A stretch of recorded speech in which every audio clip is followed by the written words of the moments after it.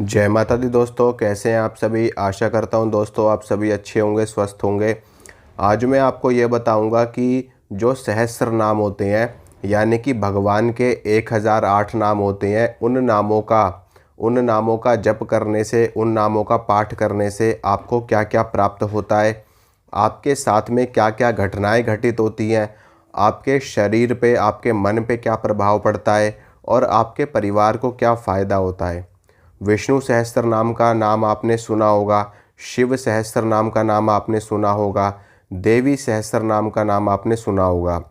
जितने भी देवी देवता हैं उन सभी के अपने अपने 1000 नाम होते हैं और उन नामों 1000 नामों को ही सहस्त्र नाम कहा जाता है, यानी कि 1000 नाम। तो इन नामों को पढ़ने से बहुत ही ज़्यादा फायदा मिलता है भक्तों को और साधकों को।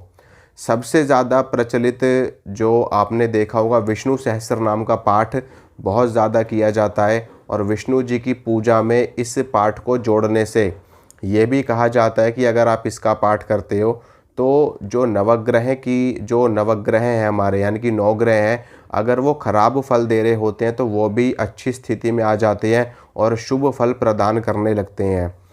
और यहाँ तक कि विष्णु सहस्त्र नाम में एक श्लोक आता है, श्री राम राम रामेति रमे रामे मनोरमे सहस्र नाम तत्तुल्यम राम नाम वरानने।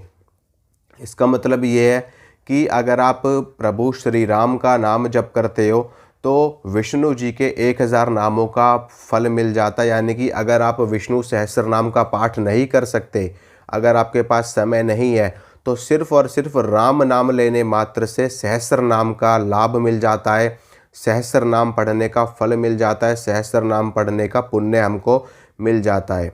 अब बात करते हैं कि सहस्त्र नाम का पाठ करने से होता क्या है। देखिए दोस्तों, देवी देवताओं की स्तुति करने के लिए कई सारे स्तोत्र हैं, कई सारे पाठ हैं, कई सारे शास्त्र हैं जिसमें आप स्तोत्र का पाठ करते हो। जैसे कि भगवान विष्णु के कई सारे स्तोत्र हैं जिसमें आप उनका गोविंदाष्टकम पढ़ सकते हो, अच्युताष्टकम पढ़ सकते हो और विष्णु सहस्त्र नाम पढ़ सकते हो। विष्णु जी के 108 नाम यानी कि अष्टोत्तर शतनाम पढ़ सकते हो, 108 नाम आप पढ़ सकते हो, विष्णु चालीसा पढ़ सकते हो, भगवान विष्णु की आरती कर सकते हो। ये जितने भी स्तोत्र होते हैं, जितनी भी चालीसाएँ होती हैं, ये सभी भगवान की स्तुति होती है। मैं आपको एक शॉर्ट में बता देता हूँ कि वाकई में इन सब का मेन कार्य क्या होता है।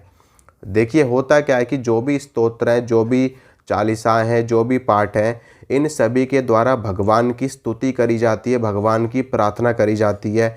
उसमें भगवान की महिमा का बखान किया जाता है, भगवान ने किस किस असुरों के कौन कौन से असुरों का संहार किया है, किस किस असुर का नाश किया है, वो सभी बातें उसमें कही जाती हैं, उनकी महिमा का वर्णन किया जाता है और भगवान के जो चरित्र हैं उनके बारे में बताया जाता है। भगवान आप गोविंद भी हो, आप केशव भी हो, आप माधव भी हो, आप प्रभु श्री कृष्ण भी हो, आप राम भी हो, आप विष्णु भी हो। तो इस प्रकार से भगवान के अनंत नामों का गुणगान किया जाता है। मैं आपको बताता हूँ कि अगर आप ही को कोई अन्य व्यक्ति या आपके परिवार के अन्य सदस्य आपको अलग अलग नामों से पुकारते हैं तो आपको कितना ज़्यादा अच्छा फील होता है। इसी प्रकार से जब आप भगवान को अलग अलग नामों से पुकारते हो तो भगवान को भी बहुत ज़्यादा अच्छा लगता है और वो आपके ऊपर कृपा करते हैं। ऐसे भक्त उनको बहुत ज़्यादा प्रिय होते हैं जो उनको अलग अलग नामों से पुकारते हैं, अलग अलग नामों से भजते हैं। जैसे कि भगवान विष्णु को आप कभी राम कहिए, कभी कृष्ण कहिए, कभी नरसिंह कहिए, कभी आप उनको भगवान नारायण कहिए, कभी माधव कहिए, कभी गोविंद कहिए, तो भगवान बहुत ज़्यादा प्रसन्न हो जाते हैं। इसी प्रकार से आप माँ जगदम्बा की स्तुति करते हैं, आप दुर्गा सहस्त्र नाम का पाठ करते हैं या फिर काली सहस्त्र नाम का पाठ करते हैं, तो आपने ये पाया होगा, ये देखा होगा कि माँ आदि शक्ति, माँ जगदम्बा एक ही हैं। हम सिर्फ़ और सिर्फ उनको अलग अलग नामों से पुकारते हैं। कहीं पर हम उनको कालरात्रि कहते हैं, कहीं पर हम उनको दुर्गा कहते हैं, कहीं पर हम उनको लक्ष्मी बोलते हैं, कहीं पर हम उनको सरस्वती बोलते हैं, कहीं पर हम उनको काली बोलते हैं, कहीं पर हम उनको वैष्णो बोलते हैं, कहीं पर हम उनको माता शीतला बोलते हैं, कहीं पर हम उनको माता महाकाली, महालक्ष्मी, महासरस्वती बोलते हैं।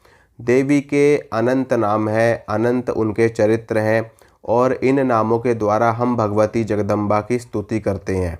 अलग अलग नामों से जब हम माता को पुकारते हैं तो माता बहुत ज़्यादा प्रसन्न हो जाती हैं और अपने भक्त पर, अपने बच्चे पर कृपा कर देती है। अब सहस्र नाम का जो पाठ है वो एक पाठ नित्य किया जाता है, यानी कि हर रोज़ प्रतिदिन एक बार पाठ करना चाहिए सहस्र नाम का। मैं आपको बता दूं कि जितनी भी स्तुति है देवी देवताओं की, जितनी भी, वो चालीसा हो, वो कोई स्तोत्र हो, वो 108 नाम हो, सभी स्तुतियों में, सभी पाठों में सबसे श्रेष्ठ जो पाठ होता है वो होता है सहस्र नाम। इस पाठ को करने में भी आपको कम से कम 35-40 मिनट का समय लग सकता है, 45 मिनट का समय लग सकता है अगर आपकी स्पीड थोड़ी धीरे है।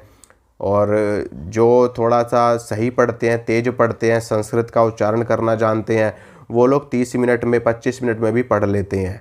लेकिन इसको पढ़ने से बहुत ज़्यादा लाभ मिलता है। ये समझ लो कि चालीसा इसके सामने फ़ेल है, कोई भी स्तोत्र इसके सामने फ़ेल है, कोई भी कवच इसके सामने फ़ेल है, या फिर कोई और जो अष्टकम होते हैं यानी कि 8 श्लोकों वाले जो स्तोत्र होते हैं वो फ़ेल हैं।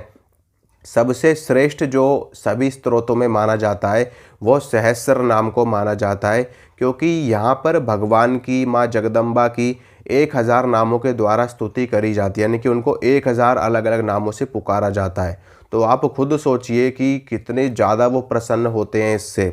लेकिन कहते हैं ना कि एक दिन में कुछ नहीं होता, हर चीज़ को प्राप्त करने के लिए, माता रानी की कृपा प्राप्त करने के लिए थोड़ा सा समय आपको देना पड़ेगा। प्रतिदिन अगर आप इसका पाठ करते हैं, दुर्गा सहस्त्र नाम का या फिर काली सहस्त्र नाम का या फिर विष्णु सहस्त्र नाम का, जो भी आपके इष्ट देव हैं, अगर आपके इष्ट भगवान शिव हैं तो आप उनकी स्तुति सहस्त्र नाम के द्वारा कर सकते हैं।